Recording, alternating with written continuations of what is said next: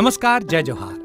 क्या आप भी गवर्नमेंट एग्जाम्स की तैयारी करना चाहते हैं? क्या आप भी मेमोरी टेक्निक्स और ट्रिक्स के जरिए बहुत ही कम समय में स्मार्ट स्टडी करना चाहते हैं? क्या आप चाहते हैं कि सीजी व्यापम टॉपर आपको पढ़ाए? तो डाउनलोड करिए योगेंद्र साहू क्लासेस ऐप। यहाँ 10 से अधिक गवर्नमेंट एग्जाम्स क्रैक करने वाले और सीजी व्यापम टॉप करने वाले योगेंद्र सर सीजीपीएससी और सीजी व्यापम के अंतर्गत होने वाले सभी एग्जाम्स की तैयारी कराएं। तो डाउनलोड करिए Yogendra Sahu classes app to be the best, learn from the best.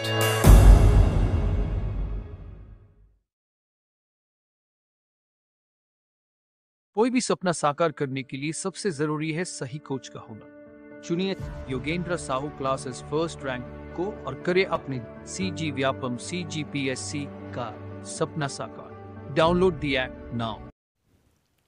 नमस्कार दोस्तों, स्वागत है आपका योगेंद्र साहू ऑनलाइन क्लासेस में। आज हम देखेंगे डेली करंट अफेयर। आज तारीख है 25 फरवरी 2023 और अगर अभी तक आपने हमारे चैनल को सब्सक्राइब नहीं किया है तो चैनल को सब्सक्राइब कर लीजिए। पीडीएफ डाउनलोड करने के लिए आप हमारा टेलीग्राम चैनल ज्वाइन कर सकते हैं। टेलीग्राम का लिंक डिस्क्रिप्शन में दे दिया गया है। तो चलिए वीडियो को शुरू करते हैं।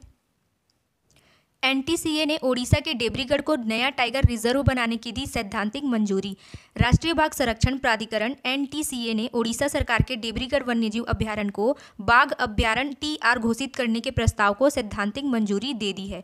अपनी 17वीं तकनीकी समिति की बैठक में शीर्ष निकाय के 804.51 वर्ग किलोमीटर क्षेत्र के प्रस्ताव को मंजूरी दे दी है।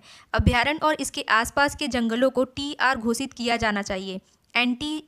एनटीसीए के सूत्रों ने इस अखबार को बताया, एक बार ऐसा हो जाने के बाद देब्रीगढ़ राज्य का तीसरा बाघ अभ्यारण्य होगा। नेक्स्ट देखते हैं। पी नड्डा ने Modi shaping a global order in flux पुस्तक की लॉन्च। बीजेपी के राष्ट्रीय अध्यक्ष जेपी नड्डा ने विदेश मंत्री एस जयशंकर की लिखी Modi shaping a global order in flux पुस्तक का विमोचन किया। दिल्ली के सुषमा स्वराज भवन में चल रहे कार्यक्रम में उन्होंने कहा कि पीएम नरेंद्र मोदी के नेतृत्व में भारत ने विदेश नीति को लोकतांत्रिक किया है और आज भारत की विदेश नीति की चर्चा आम आदमी भी करते हैं। नेक्स्ट देखते हैं। German film all quite on the western front को मिला सर्वश्रेष्ठ फिल्म का 76वां बाफ्टा पुरस्कार 2023। इंग्लैंड में रॉयल फेस्टिवल हॉल में 76वें ब्रिटिश अकेडमी फिल्म पुरस्कार, जिन्हें बाफ्टा भी कहा जाता है, प्रस्तुत किए गए थे। इस पुरस्कार की मेजबानी अभिनेता रिचर्ड ई ग्रांट ने की। सितारों से सजे समारोह में German and war film all quite on the western front ने 7 पुरस्कार जीते, जिसमें 2 बड़ी जीत पुरस्कार सर्वश्रेष्ठ फिल्म और सर्वश्रेष्ठ निर्देशक शामिल थे। सोनक सेन की documentary all that breathes from India को सर्वश्रेष्ठ डॉक्यूमेंट्री फिल्म के लिए नामांकित किया गया था। नेक्स्ट देखते हैं। संयुक्त राष्ट्र ने रूस को 1 साल बाद यूक्रेन छोड़ने के लिए प्रस्ताव को मंजूरी दी। संयुक्त राष्ट्र महासभा में एक बार फिर यूक्रेन पर हमले के लिए रूस को जवाबदेह ठहराने का आह्वान किया गया। इसके साथ ही हमले की वजह यूक्रेन में हुए नुकसान का रूस से मुआवजा मांगने की बात भी उठाई गई। इसके बाद मसौदा प्रस्ताव लाकर उस पर वोटिंग कराई गई। संयुक्त राष्ट्र महासभा यूएनजीए में एक बार फिर यूक्रेन पर हमलों का रूस को जवाबदेह ठहराने और इससे हुए नुकसान की भरपाई के लिए तंत्र बनाने व मुआवजा देने को लेकर मसौदा प्रस्ताव पर वोटिंग कराई गई। चलिए नेक्स्ट देखते हैं। कार्लोस अल्कराज ने अर्जेंटीना ओपन टाइटल 2023 जीता। ग्रैंड स्लैम चैंपियनशिप में स्पेन के टेनिस खिलाड़ी कार्लोस अल्कराज ने शानदार प्रदर्शन कर अर्जेंटीना ओपन टेनिस खिताब पर कब्जा जमाया। टूर्नामेंट के खिताबी मुकाबले में दुनिया के नंबर 2 खिलाड़ी और टॉप सीड अल्कराज का सामना ब्रिटेन के कैमरून नॉरी से था। इस मुकाबले में अल्कराज पूरे मैच में भारी रहा। अल्कराज ने दुनिया के 13वें नंबर के खिलाड़ी को लगातार सेट में मात देकर आसान जीत हासिल की। नेक्स्ट देखते हैं। राष्ट्रपति द्रौपदी मुर्मू ने संगीत नाटक अकेडमी फेलोशिप और संगीत नाटक अकेडमी पुरस्कार प्रदान किए। तनाव और संघर्ष से भरे वर्तमान समय में भारतीय कला शांति और सद्भाव फैला सकती है। आधुनिक युग में भारतीय सांस्कृतिक मूल्य अधिक उपयोगी हो गए हैं। राष्ट्रपति मुर्मू ने आज नई दिल्ली में एक समारोह में वर्ष 2019, 2020 और 2021 के लिए संगीत नाटक अकेडमी फेलोशिप और अकेडमी पुरस्कार प्रदान किए। इस अवसर पर उन्होंने कहा कि भारतीय कला भारत की सॉफ्ट पावर का भी उत्कृष्ट उदाहरण है। नेक्स्ट देखते हैं। जातिगत भेदभाव पर प्रतिबंध लगाने वाला अमेरिका का पहला शहर बना सिएटल। अमेरिका का सिएटल शहर देश का पहला ऐसा शहर बन गया है जहां जातिगत भेदभाव पर प्रतिबंध लगाने के लिए ऐतिहासिक कानून पास किया गया है। अब सिएटल सिटी काउंसिल ने शहर के भेदभाव विरोधी कानून में जाति को भी शामिल कर लिया है।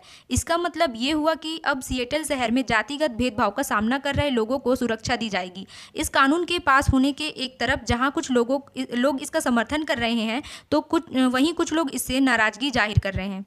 चलिए आगे देखते हैं। डीएमआरसी शुरू करने जा रहा है अपना पहला virtual shopping app. Delhi metro में यात्रा करने वाले लाखों यात्रियों के लिए राहत भरी खबर आई है।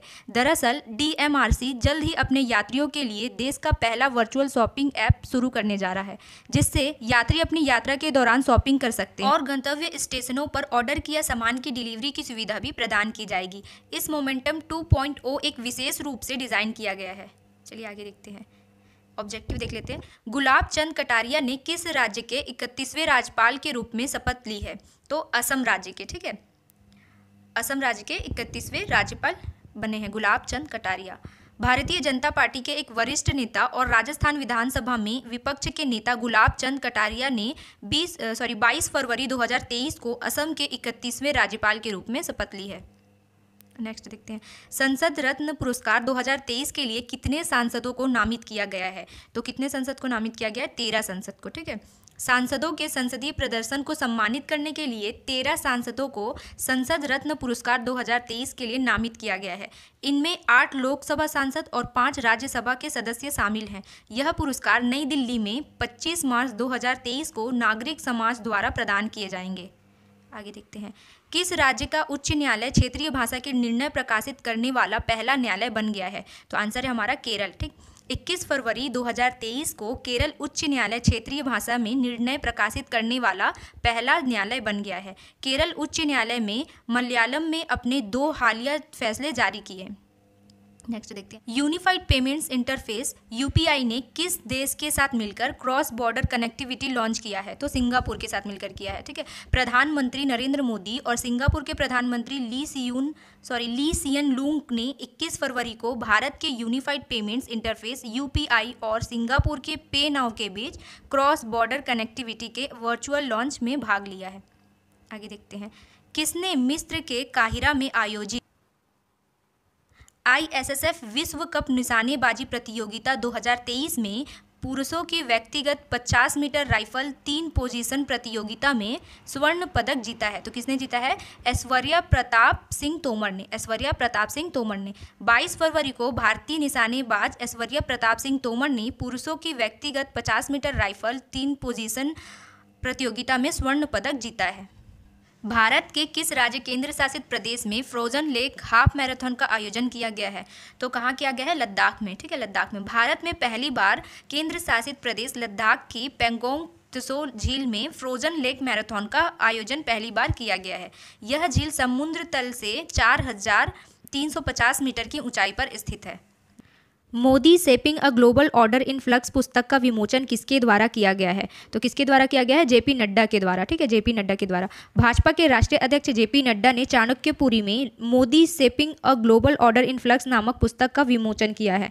प्रधानमंत्री मोदी द्वारा की गई पहल ने हमारे देश की छवि को बदल दिया है और यह पुस्तक उसी में गहरी अंतर्दृष्टि प्रदान करती है। नेक्स्ट देखते हैं, केंद्रीय कैबिनेट ने किस देश के साथ हवाई सेना समझौते को मंजूरी दी है? तो गुयाना के साथ, ठीक है, गुयाना के साथ। पीएम नरेंद्र मोदी की अध्यक्षता में केंद्रीय मंत्रिमंडल ने भारत सरकार और गुयाना सरकार के बीच हवाई सेवा समझौते पर हस्ताक्षर करने को मंजूरी दे दी है। इस समझौते पर हस्ताक्षर करने से दोनों देशों के बीच हवाई सेवाओं के प्रावधान की एक रूपरेखा तैयार होगी। चलिए टुडे वन लाइनर देख लेते हैं। केंद्रीय मंत्री मनसुख मंडाविया ने इफ्को के नैनो यूरिया प्लांट का उद्घाटन कहाँ किया है? तो उत्तर प्रदेश में किया है, ठीक है। नैनो यूरिया प्लांट का उद्घाटन उत्तर प्रदेश में किया है।